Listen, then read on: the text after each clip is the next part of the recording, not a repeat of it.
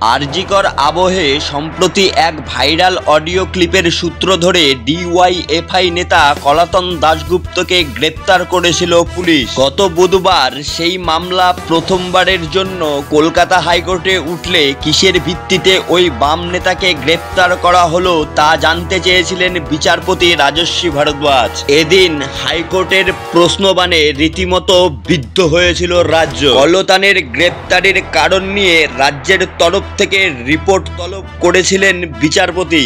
বৃহস্পতিবার ফের এই মামলার শুনানি ছিল।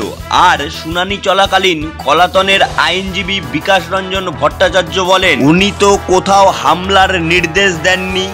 একটা অডিও ক্লিপ সামনে এসেছে যেখানে হামলার কথা বলা হচ্ছে, নির্দেশ মতো কাজ করতে বলা হচ্ছে, তবে কোনো নির্দেশ তো দেওয়া হয়নি। এই কথার প্রেক্ষিতেই রাজ্যের আইনজীবী বলেন, কলাতন কৃষ্ণ এবং সঞ্জীব অর্জুনের ভূমিকা পালন করেছেন। কি করবেন সঞ্জীব বুঝতে পারেননি, বিভ্রান্ত ছিলেন। সেই সময় কলাতন কৃষ্ণের ভূমিকায় অবতীর্ণ হয়।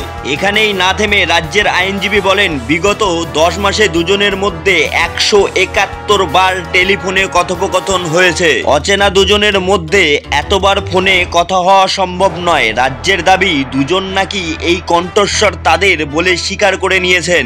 এদিকে শুনানি চলাকালীন হাইকোর্টের বিচারপতি রাজস্বী ভারদ্বাজ বলেন, যেভাবে পেন ড্রাইভটি পাওয়া গিয়েছে সেটা নিয়ে দ্বন্দ্ব রয়েছে। যার কাছ থেকে এটি পাওয়া গেল উনাকে কেন জিজ্ঞাসাবাদ করা হলো না? একই সঙ্গে তিনি বলেন, আন্দোলনরত ডাক্তারদের রক্ষা করা সবার কর্তব্য।